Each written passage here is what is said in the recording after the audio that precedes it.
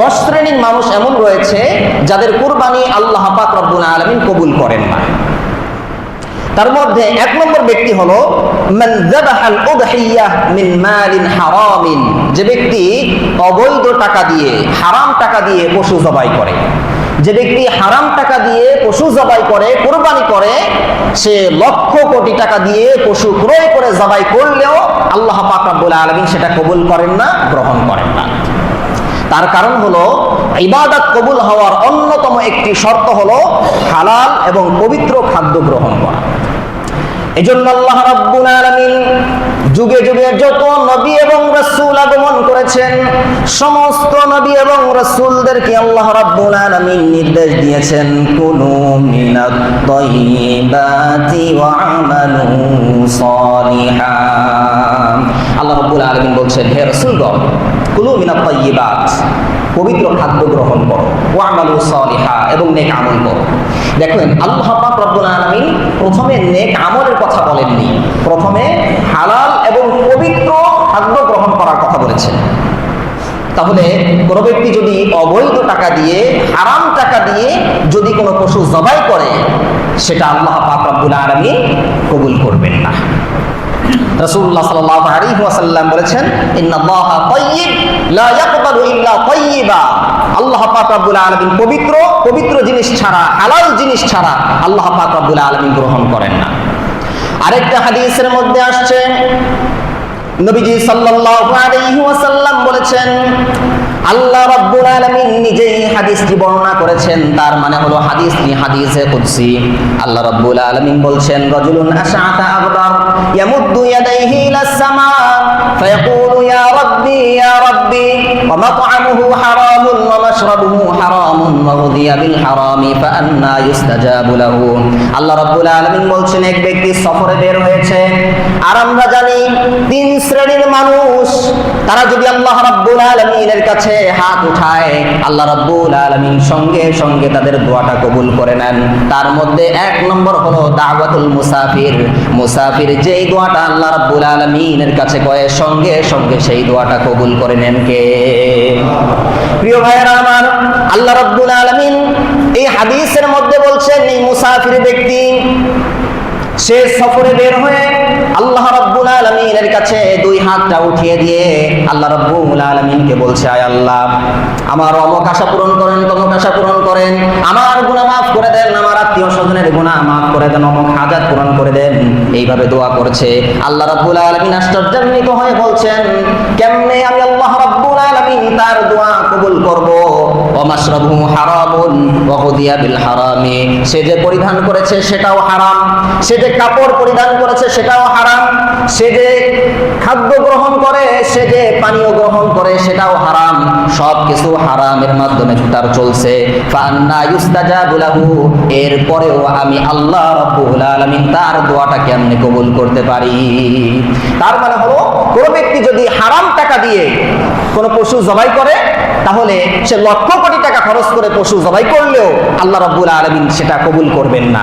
পক্ষান্তরে কেউ যদি হালাল টাকা দিয়ে, যদি 7,000 টাকা দিয়ে, 10,000 টাকা দিয়ে, 15,000 টাকা দিয়ে একটা ছাগল, একটা ভেড়া, একটা দুম্বা, এটাও যদি জবাই দেয়, আর যদি তার ইখলাস ঠিক থাকে, হ্যাঁ, যদি ইখলাস ঠিক থাকে, হালাল টাকা দিয়ে যদি সে জবাই করতে পারে, সেটা আল্লাহ তাআলা কবুল করবেন। তাহলে যে ব্যক্তি হারাম টাকা দিয়ে পশু জবাই করবে, আল্লাহ পাক রব্বুল আলামিন তার কুরবানি কবুল করবেন না। এই হলো 1 নম্বর ব্যক্তি। 2 নম্বর ব্যক্তি হলো মাইয়ুদহি রিআআন নাস, যে ব্যক্তি কপটতা বা লোক দেখানোর উদ্দেশ্যে কুরবানি করে, মানুষের কাছ থেকে বাহবা পাওয়ার জন্য, মানুষের কাছ থেকে বাহবা পাওয়ার জন্য, সুনাম কুরানোর জন্য, মানুষকে দেখানোর জন্য যে ব্যক্তি পশু জবাই করে, আল্লাহ পাক রব্বুল আলামিন তার উদহিয়া, তার কুরবানি কবুল করেন না।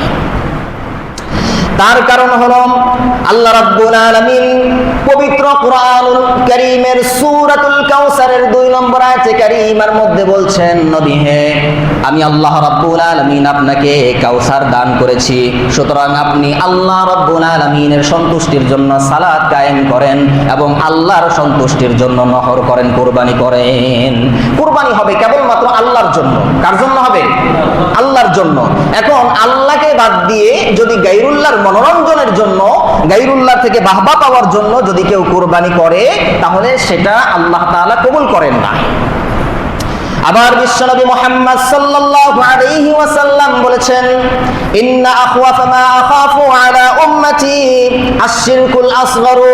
নবীজি সাল্লাল্লাহু আলাইহি ওয়াসাল্লাম বলেছেন, আমার উম্মতের জন্য আমি সবচাইতে বেশি যে গুনাহের ভয় করি সেটাই হলো শিরকে আসগর, ছোট শিরক।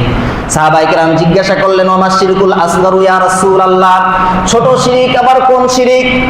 নবীজি সাল্লাল্লাহু আলাইহি ওয়াসাল্লাম সাহাবীদেরকে উদ্দেশ্য করে বললেন, আর রিয়াউ, রিয়া হলো লৌকিকতা, হলো লোক দেখানো, হলো এটা হলো ছোট শিরক। তার মানে হলো যে ব্যক্তি লোক দেখানোর জন্য ইবাদত করলো, লোক দেখানোর জন্য কুরবানি করলো, সে শিরক করলো। সে কি করলো? শিরক করলো। আর যে ব্যক্তি শিরক করলো আল্লাহ পাক রব্বুল আলামিন তার কুরবানি কখনো কবুল করবেন না, মঞ্জুর করবেন। এজন্য আল্লাহ রাব্বুল আলামিন বলছেন, ওয়ালাউ আশরাকু লাহাবিতা আনহুম মা কানু ইয়ামালুন। আল্লাহ রাব্বুল আলামিন বলছেন, যদি তারা শিরক করে, যদি তারা আল্লাহ পাক রব্বুল আলামিনের সঙ্গে অংশীদার সাব্যস্ত করে, লাহাবিতা আনহুম মা কানু ইয়ামালুন, তাহলে তারা যত নেক আমল করেছে সব নেক আমলগুলো বাতিল হয়ে যাবে, সব ধ্বংস হয়ে যাবে। কোনো সওয়াব, কোনো বিনিময় আল্লাহ পাক রব্বুল আলামিন দিবেন না।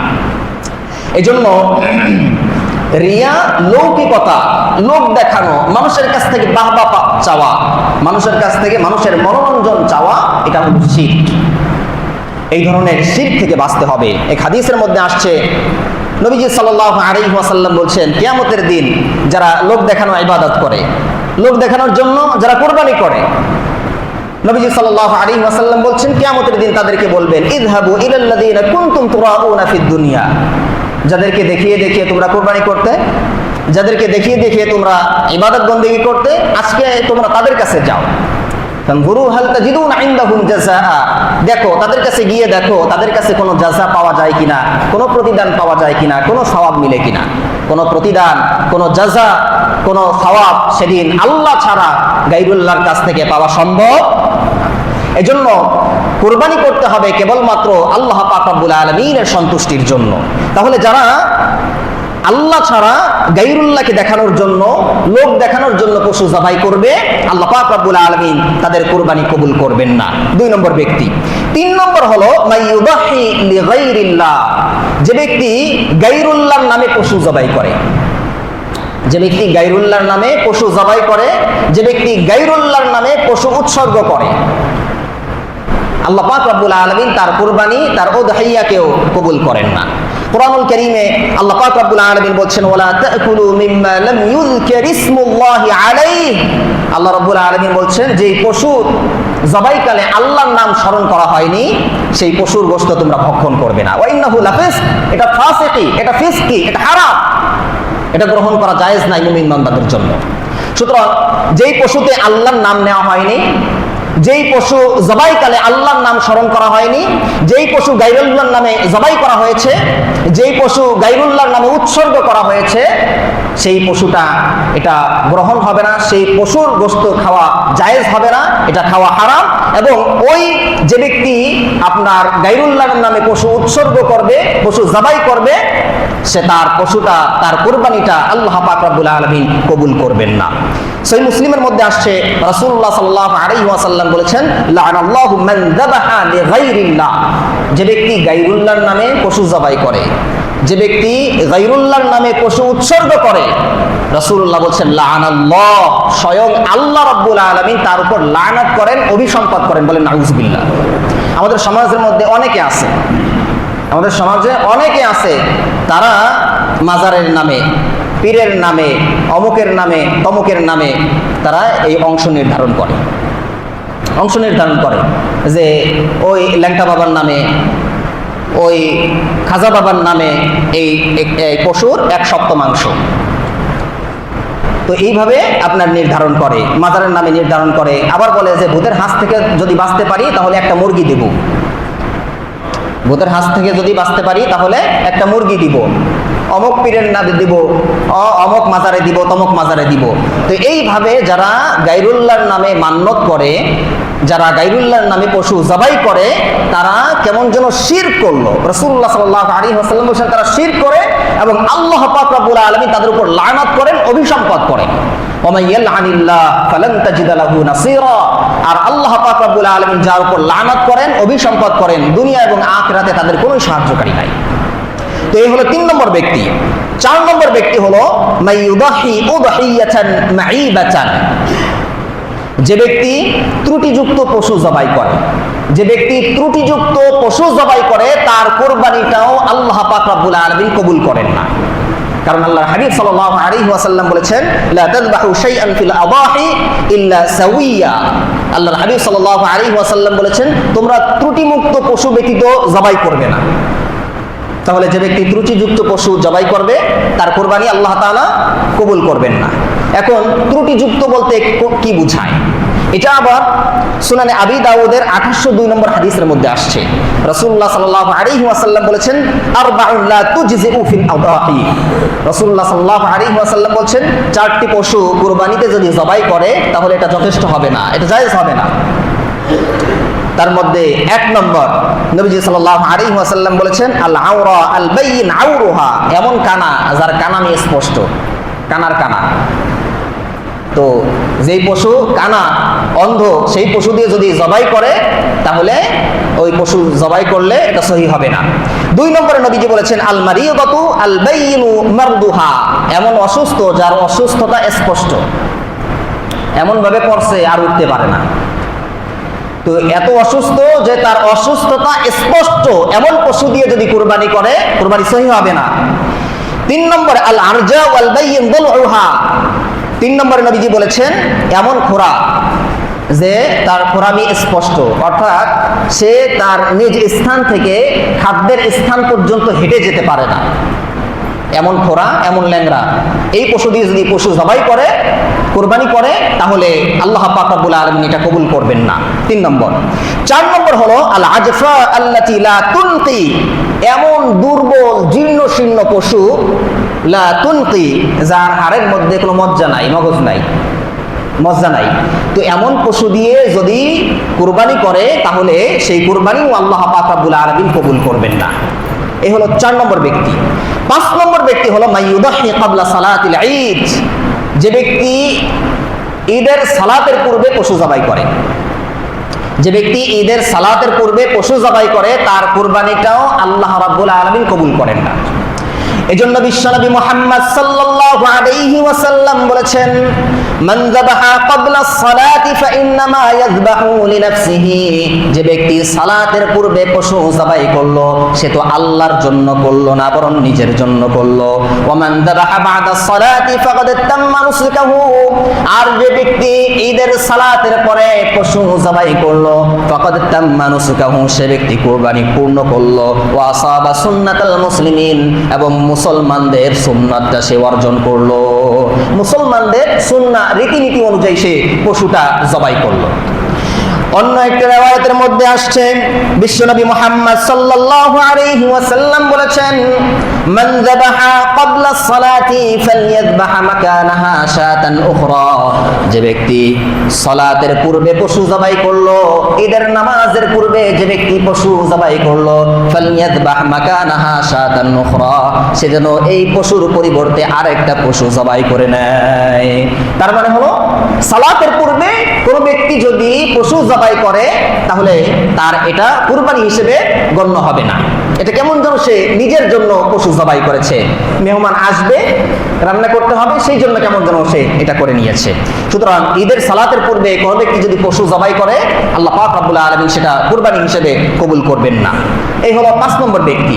6 নম্বর ব্যক্তি হলো মাইয়ুদাহি বিদুনি সিন্নি শারঈ, যে ব্যক্তি অপ্রাপ্ত বয়স্ক পশু দিয়ে কুরবানি করে।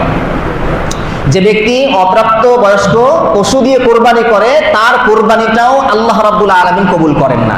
দেখেন ইসলাম শরিয়ত পশু জবাইয়ের জন্য পশুর একটা নির্ধারিত একটা বয়স নির্ধারণ করে দিয়েছে। উটের জন্য 5 বছর, গরু এবং মহিষের জন্য সর্বনিম্ন 2 বছর, ভেড়া দুম্বা এর জন্য আপনার হলো 1 বছর। তবে দুম্বা এটি যদি এমন হৃষ্টপুষ্ট হয় যেটা দেখতে 1 বছরের মতো, তো এরকম কোনো পশু যদি 6 মাসেরও হয় তাহলেও সেটি দিয়ে কোরবানি দেওয়া জায়েজ আছে। কারণ রাসূলুল্লাহ সাল্লাল্লাহু আলাইহি ওয়াসাল্লাম বলেছেন, সুনান সহিহ মুসলিমের মধ্যে আসছে, লা তাযবাহু ইল্লা মুসিন্নাতান, তোমরা মুসিন্না প্রাণী ছাড়া, মানে প্রাপ্তবয়স্ক যেটা শরীয়ত নির্ধারণ করেছে, 5 বছর, 2 বছর, 1 বছর, শরীয়ত যেটা নির্ধারণ করেছে, এই পশু ছাড়া, এই প্রাপ্তবয়স্ক পশু ছাড়া তোমরা অন্য পশু দিয়ে কুরবানি দিবে না। ইল্লা ইয়াসরা আলাইকুম, তবে তোমাদের জন্য যদি কঠিন হয়ে যায়, ফাতাযবাহু জাযআতাম মিনাদ দানি, তাহলে ভেড়ার ক্ষেত্রে, দুম্বার ক্ষেত্রে তাহলে তোমরা জাযা দিয়ে পশু জবাই করতে পারো। জাযাটা কি? জাযা হলো 6 মাস পূর্ণ হওয়া ভেড়া, 6 মাস পূর্ণ হওয়া ভেড়া। এগুলো যদি এরকম দেখতে অনেক মোটা তাজা মনে হয়, যে দেখলে যে 6 মাস পূর্ণ একটা ভেড়া, এটা দেখতে মোটামুটি এটা 1 বছরের কাছাকাছি এরকম মনে হয়, তো এরকম পশু দিয়ে যদি জবাই করে তাহলে জায়েজ আছে। এটা শুধু ভেড়া এবং দুম্বার ক্ষেত্রে। ছাগল দিয়ে আপনারা এভাবে দিয়ে দিয়েন না। আবার ছাগল কমপক্ষে 1 বছর লাগবে, 1 বছরের কম হলে আপনার জায়েজ হবে না। তাহলে যে ব্যক্তি অপ্রাপ্তবয়স্ক পশু দিয়ে কুরবানি দিল, তার কুরবানি সহিহ হবে না। এরপরে 7 নম্বর ব্যক্তি হলো মান ইস্তামালা কাফিরান লিযিবহি উদহিয়াতিহি, যে ব্যক্তি তার পশু জবাই করার ক্ষেত্রে কাফেরকে ব্যবহার করলো। কোন মাজুসি, কোন অগ্নিপূজক, কোন হিন্দু, কোন অমুসলিম, অথবা যে আল্লাহ পাক রব্বুল আলামিনের সঙ্গে শিরক করে, অংশীদার সাব্যস্ত করে, যে নাস্তিক, যে মুরতাদ, তাকে দিয়ে যদি পশু জবাই করে তাহলে ওই পশুটা এটা হালাল হবে না।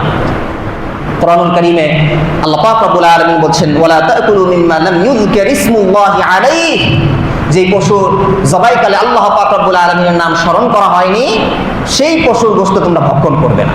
এখন কোন হিন্দু, কোন মাজুসি, কোন অগ্নিপূজক, কোন মুলহিদ, কোন নাস্তিক অথবা কোন মুরতাদ, সে যদি জবাইকালে আল্লাহর নাম স্মরণও করে, বিসমিল্লাহ বলে যদি পশু জবাইও করে, তারপরেও তার জবাইকৃত পশুর গোশত খাওয়া জায়েজ নাই। তার কারণ হলো তার মধ্যে মূল জিনিসটা নাই। বলেন তো সেই মূল জিনিসটা কি? ঈমান। সেই মূল জিনিসটা কি? ঈমান। আপনার এই জবাইটা হবে, আমলটা হবে, আমল আল্লাহ তাআলার কাছে কবুল হওয়া না হওয়ার মূল মানদণ্ড হলো ঈমান। তো ওর ঈমানই তো নাই। যার ঈমান নাই সে পশু জবাই দিলে কাজ হবে?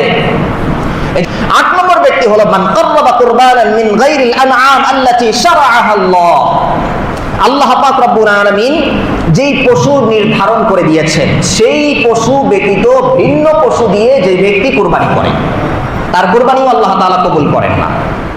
দেখেন, কুরবানির বিধান বর্ণনা করতে গিয়ে আল্লাহ পাক রব্বুল আলামিন সূরাতুল হজ্জের 34 নম্বর আয়াতে কারিমার মধ্যে বলছেন, লিয়াযকুরুসমাল্লাহি আলা মা রাযাকাহুম মিন বাহিমাতিল আনআম, যাতে করে তারা চতুষ্পদ প্রাণীর উপর, চতুষ্পদ প্রাণী জবাইকালে আল্লাহর নাম স্মরণ করতে পারে। এখানে রাইসুল মুফাসসিরিন হযরতে ইবনে আব্বাস রাদিয়াল্লাহু তাআলা আনহু, তিনি বাহিমাতুল আনআম, চতুষ্পদ প্রাণী দ্বারা উদ্দেশ্য কি? তিনি বলেছেন চতুষ্পদ প্রাণী দ্বারা উদ্দেশ্য হলো 6 প্রকার প্রাণী: উট, গরু, ছাগল, ভেড়া, দুম্বা, মহিষ। এই 6 প্রকার প্রাণী ছাড়া অন্য কোনো প্রাণী যদিও তা খাওয়া হালাল হয়, তারপরেও ওই পশু যদি জবাই দেয় সেটা কুরবানি হিসেবে বিবেচিত হবে না। যেমন ঘোড়ার গোশত খাওয়া জায়েজ কি জায়েজ নাই? জায়েজ আছে না? ঘোড়ার গোশত খাওয়া জায়েজ আছে, কিন্তু এখন যদি এই ঘোড়া এনে যদি কোরবানির দিন যদি কোরবানি দেয়, এটা কি কোরবানি হিসেবে বিবেচিত হবে? হবে না। এইভাবে মুরগি খাওয়া তো জায়েজ আছে, হাঁস খাওয়া জায়েজ আছে। এখন কুরবানির দিনে যদি কেউ মুরগি জবাই দেয়, যদি হাঁস জবাই দেয়, তাহলে হবে? হবে না। কেন? কারণ ওই যে 6টা প্রাণী যেটা আল্লাহ এবং আল্লাহর রাসূল নির্ধারণ করে দিয়েছে সেটার অন্তর্ভুক্ত না। কথা বুঝে আসছে? তো এইভাবে কোনো ব্যক্তি যদি হরিণের গোশত তো অনেক সুস্বাদু, এখন হরিণের গোশত যদি আনে এটা হালাল। এখন কেউ যদি হরিণ যদি জবাই দেয় তাহলে এটা কি কুরবানি হিসেবে বিবেচিত হবে? হবে না। তো এই জন্য শরীয়ত যেই পশুগুলো নির্ধারণ করে দিয়েছে সেটা দিয়েই পশু জবাই করতে হবে। তার বাইরে যদি পশু জবাই করে তাহলে সেটা কুরবানি হিসেবে বিবেচিত হবে না, এমনি শুধুমাত্র নিজের খাওয়া, নিজের জন্যই সে জবাই করেছে। এই হলো 8 নম্বর ব্যক্তি। 9 নম্বর ব্যক্তি হলো মান তারাকা সালাতান মুতাআম্মিদা, যে ব্যক্তি ইচ্ছাকৃতভাবে সালাত পরিত্যাগ করে। যে ব্যক্তি ইচ্ছাকৃতভাবে সালাত পরিত্যাগ করে তার কুরবানিটাও আল্লাহ পাক রব্বুল আলামিন কবুল করেন না। 2টা বিষয় বোঝার চেষ্টা করেন। একটা একটা হলো এর বিনিময় পাওয়া, আরেকটা হলো আদায় হয়ে যাওয়া। আপনি যদি সব কিছু ঠিক রেখে যদি আপনি কোরবানি করেন, তাহলে আপনার কোরবানি হয়ে যাবে। আপনি যদি বেনামাজিও হন, আপনার কোরবানি হয়ে যাবে, মানে আপনার উপর যে জিম্মাদারি আল্লাহ তাআলা দিয়েছিলেন এটা আদায় হয়ে গেছে। কিন্তু এর বিনিময় এর কোনো সওয়াব, যে সওয়াব 5টা সওয়াবের কথা শুরুতে বলেছি, এই সওয়াব আপনি পাবেন না। কথা বুঝে আসছে? যেমন মনে করেন আপনি রিয়া আন নাস, লোক দেখানোর জন্য আপনি সালাত আদায় করছেন, মানুষের কাছ থেকে বাহবা পাওয়ার জন্য আপনি সালাত আদায় করছেন। তো এতে কি হবে? আপনার উপর যে ফরজিয়াত ছিল, যে আল্লাহ তাআলা 5 ওয়াক্ত নামাজ আপনার উপর ফরজ করেছেন, তো লোক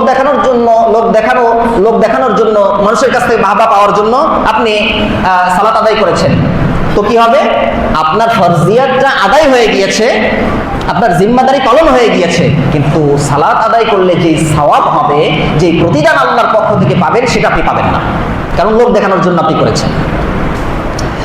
তো মান তারাকা সালাতান মুতাআম্মিদা, যে ব্যক্তি ইচ্ছাকৃতভাবে সালাত ত্যাগ করবে, তার কোরবানি আদায় হয়ে গেলেও সে প্রতিদান পাবে না, সওয়াব পাবে না। 9 নম্বর ব্যক্তি।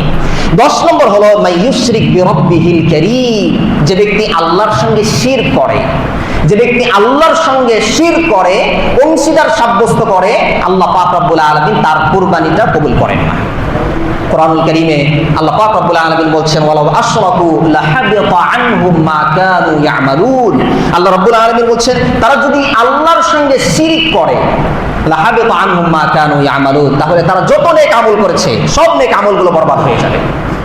দেখেন, শিরক তো আমরা জানি, গায়রুল্লাহর কাছে কোনো কিছু চাওয়া, গায়রুল্লাহর কাছ থেকে নিজের মনের আশা পূর্ণ করার জন্য চাওয়া, তাদের কাছে সন্তান চাওয়া, এগুলো তো আমরা সবাই জানি, তাই না?